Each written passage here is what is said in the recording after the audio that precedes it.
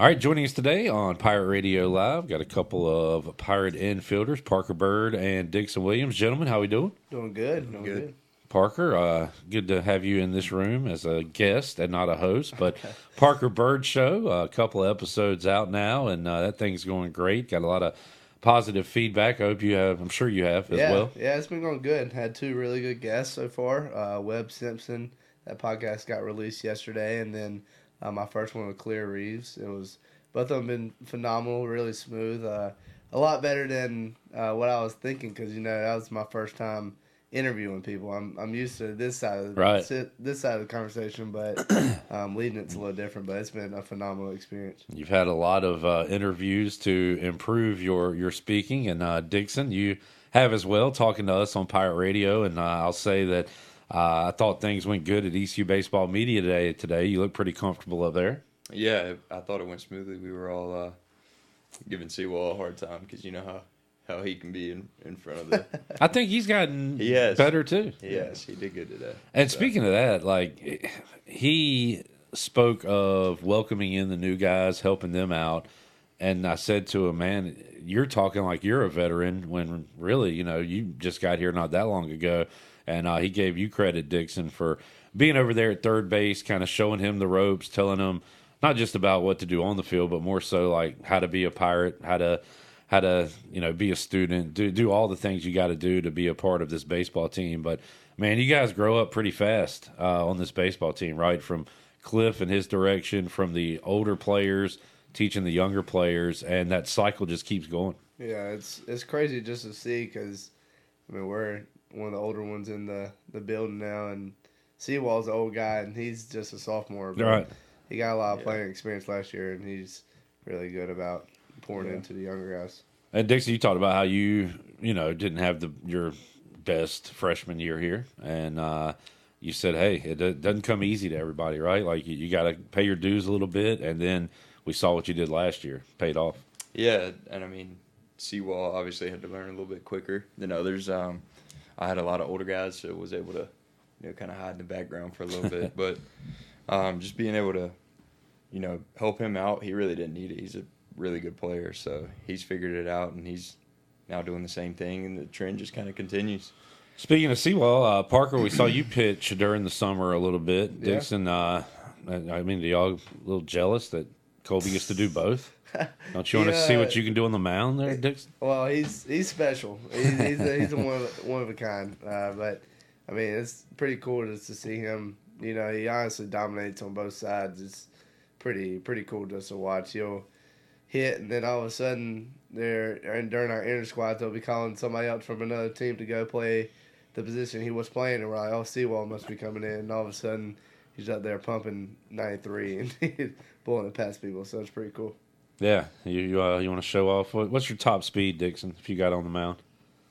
I think it was like 86 in high school, so yeah. I don't even want to test it now. My arm would just – I don't know how he does it, honestly. Colby even said, like, as I was asking, what are you throwing? Or, and he's like, man, just kind of let it loose up there. But that was last year. Obviously, he's added more to the repertoire now. But kind of talked about it today. But just this offseason, Dixon, and this kind of recent part of, hey, it's starting to feel real now. You're scrimmaging over the weekend. So how do you feel about the team as a whole as we get really close here to starting things? Yeah, like you said, it's starting to settle in that we're getting close, but that's kind of what we've been trying to tell the team this year, as of late, just letting the guys know, hey, you're not new anymore, so these mistakes, we kind of got to clean them up, and we can't just keep saying, hey, it's because you guys are new, like it's time to grow up a little bit, and we kind of have to with this group because a lot of them are going to be seeing the field early.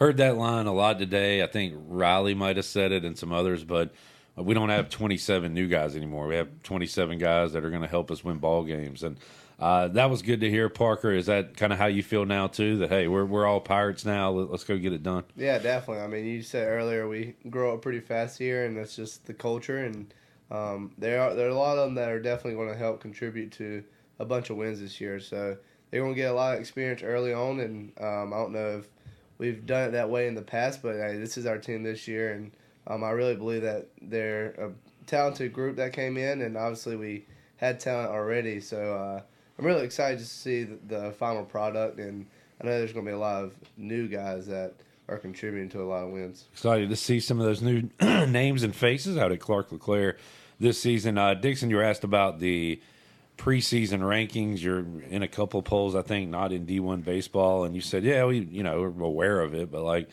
doesn't matter really. But like, how much is that talked about in the locker room, the clubhouse, that hey, we got something to prove, or do you really just not care at all? Yeah, I think the message recently has been, CG brought up a passage. It was, I think it was satisfied, starving, or satisfied, hungry, and starving. So, if you're starving, like, you'll do anything to accomplish that goal, to eat, really. So you got to have that mindset, and he's pretty much saying that these guys haven't done anything yet to prove anything, so they have something to prove. So really just having that mindset about it. Nobody's really come in the locker room just like, man, they snubbed us out of the top 25. Right. It doesn't really matter where you start at. It's all about the end of the year, so that's what we're looking forward to.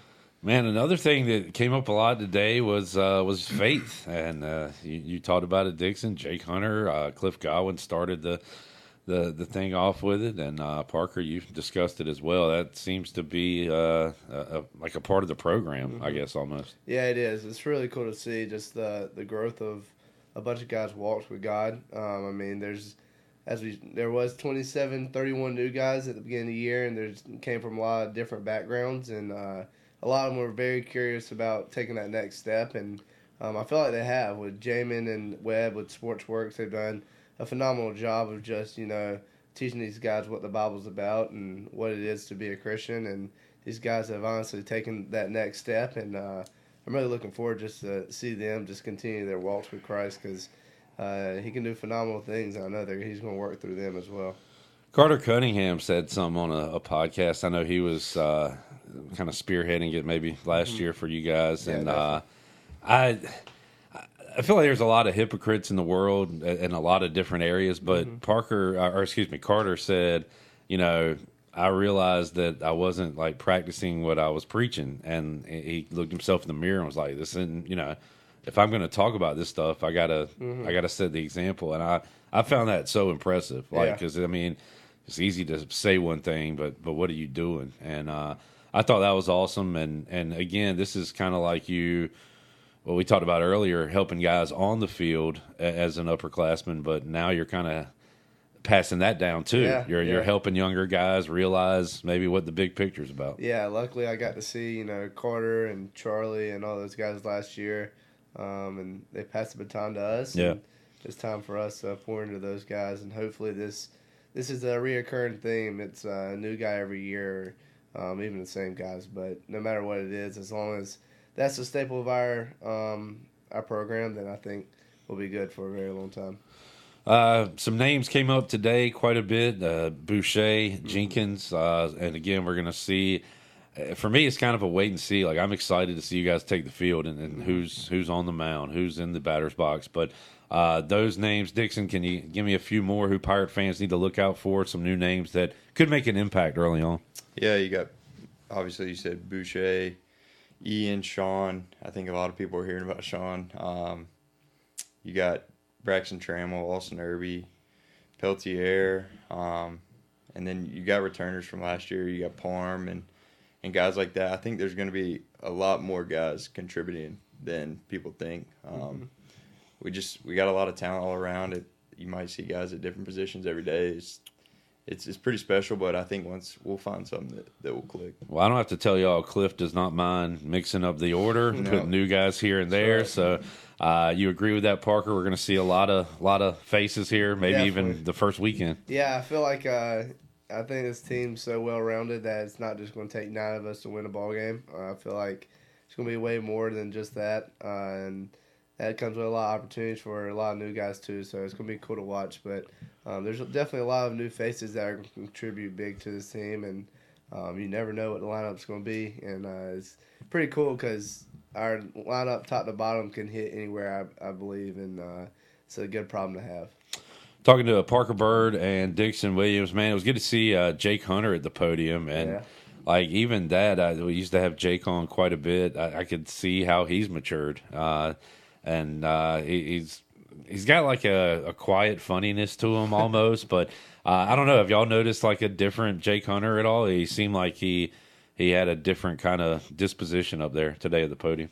Yeah, I feel like he's, kind of learned to take kind of he knows his game now, but he's also not been playing baseball. So he's understood like, hey, baseball isn't end all be all. Like he understands now, like pouring into other guys is just as important as him being a good pitcher. So he's gotten to see both sides of it, and I think he's grown up in that way. I asked him, like, how can you improve when you can't do it physically? And he talked about just improving relationships, really. I thought that was a cool answer. Yeah, he definitely has done a phenomenal job of pouring into the younger guys. And, he's definitely one of the older guys now. He's a senior this year, so he's been through Pirate baseball a long time, and he knows the ways. And he's done a great job of doing that off the field and on the field, and I'm so glad to see him back out on the bump because he's going to help us out a lot.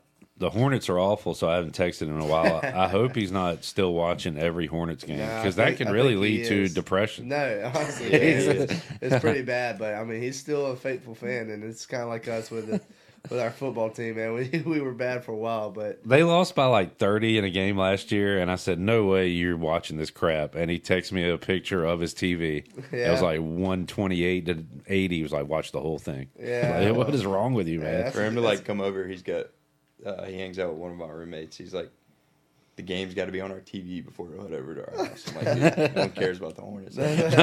I try, but I can't. It's so bad. Yeah. Parker, we are fellow Commanders fans. Yeah. And like I said to you when I first saw your rough one yesterday, and you said, hey, it's better than we've been. And I'm with you, man. Yeah.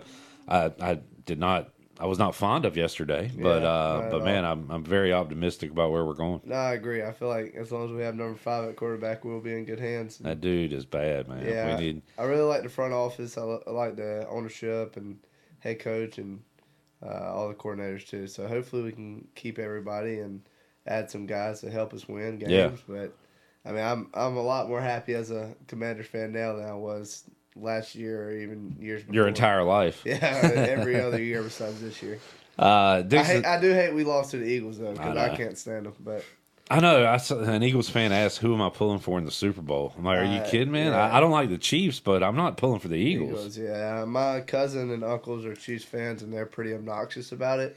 So I'm pretty torn because I hate the Eagles as a Commanders fan, but at the same time, I don't want them to win either because they'll brag to you about it. But I think I'm pulling for Patrick Mahomes because I can't pull for the Eagles.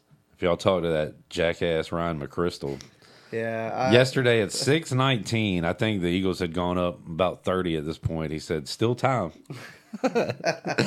Hey, game's not over. Well, he's a typical Eagles fan.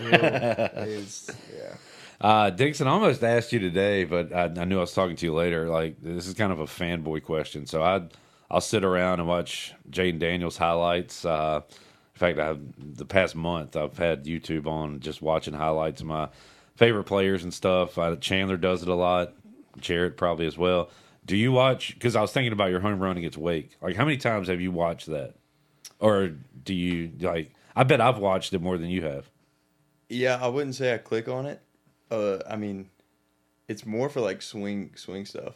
If I want to this was a good swing, so I'll go back and look at it. But like, definitely we have highlight videos kind of for, confidence purpose, mental imagery, stuff like that. Nice. So watching it like that, I'd say I've watched it a couple times though, just to go back and be like, man, that was okay, good. Cool moment. I'm glad you can enjoy it like that rather than watching it just for a teaching purpose, because you should celebrate your moments. How about you, Parker? Like, do you go back and watch your old highlights? I probably watch Dixon's home run in my highlights. Yeah, no, I mean, obviously my first at bat's pretty cool. I mean, I see it pop up a lot, but I don't really click on it too much. But I mean, it's funny, man. Like, even Instagram, I'll still get more likes on the reels of my debut back in February than I will my last Instagram post. So it's funny, but I'll click on it every once in a while, but not too often. Parker, got to ask you about I guess y'all did some photo ops or whatever, and you're swinging a leg. That was that went a little mini viral. I guess. Yeah, it was funny. I asked the camera people if they could put that as my intro to like whenever I go up to bat, if that's the pitcher they could use. Yeah. And I don't know if it will happen, but I thought it was pretty funny. We're still a few weeks away. I know walk-up music is a very important decision that takes a lot of thought. You guys ready to go with a song, or? Yeah, I think so. We had to submit a form the other week, so I think everybody's locked and ready. Mine is "God Is" by Kanye West. That's what I picked this year, and hopefully it'll be a banger. You want to reveal yours, Dixon, or save it? Yeah, I got a little remix. I'll give a little taste. It's the Sweet Escape remix, but I'm not gonna say who it's by yet. But Okay. I got some extra bullets in the back pocket. Yeah. Any? If that one doesn't click, I gotta have something that gets everybody Right. into it. He likes to switch it up every once in a while Yeah. to a little mid-season switch. Yeah, if something kind of clicks mid-season, like a little popular song, I'll throw it out there. Right. But Yeah, I remember. I like the mid-season switches though. It mixes up the vibe a little bit. The songs kind of get. especially when you're batting $190, it's like, all right, we got to change something up here. Yeah. that stupid take my Old Town Road. Oh, I remember that came Packard. out. Pack Yeah. jumped on that one quick. And, Yeah.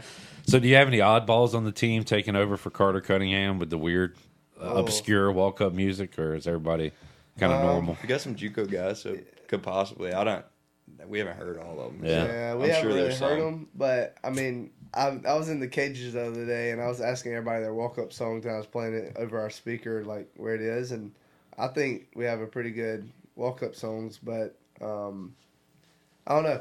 We'll see. You never know with pitchers, man. They can come out to anything, You and got a lot you got more listen. options. Yeah, you got to listen to 2.5 minutes of pitchers Right. too. Yeah. so, Y'all got to get like a 15-second or whatever. tops. Yeah, so I mean, there might be some oddballs out there. I'm not quite sure yet.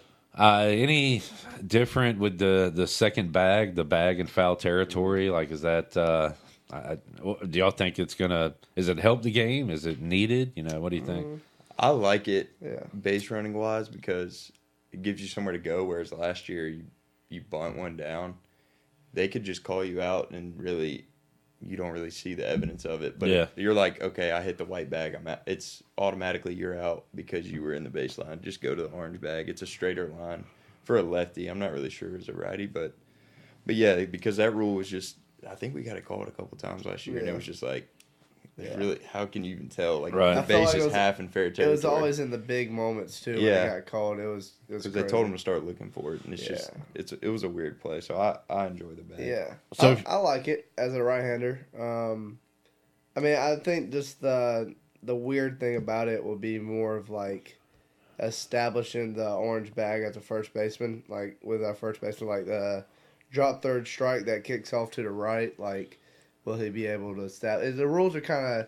I mean, I know Coach Palumbo and Coach G probably know him, but as a player wise, I think Cliff said that today. If a ball kicks to the back, the first baseman can. You can use the orange. That's going to change everything. Like he's way over there stretching. But then, like as a base runner, do we still hit the orange? Or do we? We have a big collision. Run him over. Yeah, that's what it's made for. I think. Yeah. If you're running out a ground ball, you use the orange bag. If you're trying to leg out a double, white bag. You still okay? Yeah, if you're turning, then you can use the white. It's just whenever you're. Gotcha. But yeah, even on a ground ball, if you go to the white bag and somebody. I think this is right. If they review it, they'll call you out. Yeah, you know what? That's going to probably cause some controversy at some point this year. I would think one way or the other. That's why it's orange. Just run to that one. I know. Pretty bold. Do y'all think as hitters, and Parker, you've done a little pitching too, but was the umps checking the pitchers for foreign substances, was that needed? Or are they just trying to be more like Major League Baseball? Was there like a big problem with it? What do y'all think? I mean, I don't really know too much in college if they do or not. I mean, as a hitter, there's pros and cons because you want the pitcher to know where the ball's going, obviously, because you don't want to get drilled by them. But at the same time, I guess it does make their stuff a little bit more nasty. So, I mean, pros and cons. Yeah. But it is what it is. Yeah. Did you ever question, like, man, this guy's got something? Like, honestly, not too much. I just don't know if I saw it, like, being a big deal. Although Coach Knight mentioned a viral video of guys like greasing up or something. Oh yeah, there was Texas A&M. Yeah, it was at Texas. Georgia. Yeah, because they were like doing all this stuff to like. He was in the corner, like putting it on his hands. Yeah. Yeah, I remember that. Yeah. So We don't maybe see that too often. Yeah, we don't. I don't Those think guys we are really throwing. run into it. And if, and They if got guys throwing 100 every night. And if we have ran into it, I don't think we've really made it like an excuse that we're not hitting the baseball. You know? I feel like it's more like, all right, let's adjust to this guy rather than making an excuse to. We're not using it as a crutch, but I mean, if they're using it, then you got to take that up with the good Lord, I guess.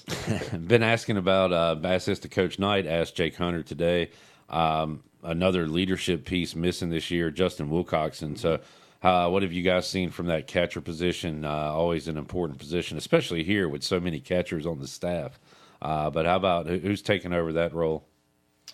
Walker Barron is, I would say, definitely matured a lot over the past year. He has really flipped the switch, I would say. But I mean, obviously we have a freshman, Michael Kalinich, who I think is going to be really good for us one day. And then we have a 6-year catcher that's a transfer, John Collins. He offers a lot of maturity for both Walker and Michael Kalinich. So it's pretty cool just to see how Walker's grown up in the past year, because he really has flipped that switch and kind of take ownership of that position. But I don't think it'll be a one-man show back there by any means. But I think Walker's definitely taking a full stride. That position's a microcosm of college athletics today. You've got a returner, a freshman, and a transfer, all at that one spot. Yeah, it is. You're right. Y'all don't look ahead hardly at all, but have you looked at the schedule? Do you like the schedule, how it lines up this year? Yeah. Yeah. I mean, I like it. Y'all don't care either way. Y'all care about ECU. I feel like it's the same. It's like pretty similar every year. Local teams, conference. Yeah, like North Carolina the second weekend, Campbell the first midweek. Like, I guess the only thing that changes really is the LeClaire Classic teams, and then Coastal. On the schedule. I am excited for Coastal. Yeah. I'm glad it's here. You know. Yeah. But who is the LeClaire teams this year? You know. It says TBD, I think. Well, they added, was it Kent State? Because you were going to play Army, and they backed out, or Navy, Army or Navy. Yeah. So it's, who'd you say, Hokies? Is there a Big Ten team this year? Virginia Tech, Indiana State. Indiana State, okay. And Kent State. Indiana State, that'd be cool. Yeah. They're the Blue good. School, right? They've hosted. Larry Byrd. Good. Yeah, they're good. Yeah. They've hosted a couple years. Yeah, that's cool. So, always challenging. All right, boys, we'll let y'all get out. We'll talk to you again soon. But I guess final focus here before we get to opening day, Dixon, what are you kind of focusing on? Yeah, just obviously, we got to navigate through all the stuff that we got to get through right now, the media and all that stuff. But just trying to get mentally prepared to play and bettering ourselves. We're not, like you said, we're not worried about our opponent. We're worried about just making ourselves better. And if we can do that, then we'll win a lot of ball games. Rajay Harris always says 1%. I know you guys talk about getting better every day. Is that something you wake up, Parker? How can I get better today? Do you actually think about that? Oh, every day, yeah. I like Rajay a lot. And me and him are boys. We actually have the same birthday. Fun fact, but yeah, we really do embrace that mindset, because there's always something we can improve on, even if we're doing good. But I think that this year's team has really embraced that, how to get better, and I think that'll continue to be a theme leading up to opening day and even throughout the season. So, because we're going to try to win a national championship, and that should always be the goal. So, I think we're going to keep embracing it. Yes, sir. Parker, Dixon, thank y'all. We'll talk again down the road. That's right. Thank you. Thank you.